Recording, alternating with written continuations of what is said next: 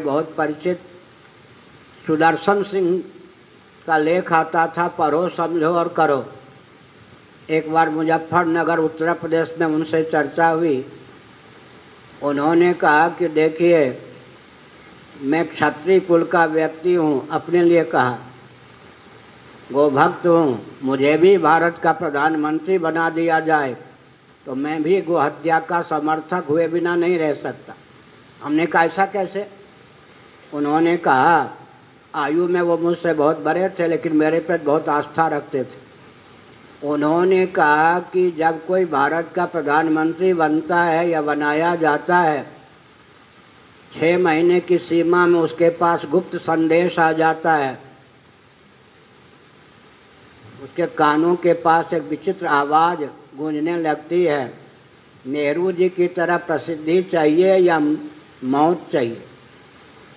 अगर हमारे यंत्र बनकर तुम भारत में प्रधानमंत्री का दायित्व नहीं पालन करोगे तो मारे जाओगे। अगर हमारा यंत्र बन करके काम करोगे, किसी भी पार्टी के हो, कोई बात नहीं, नेहरू जी या उनसे भी अधिक ख्याति तुम्हारी होगी।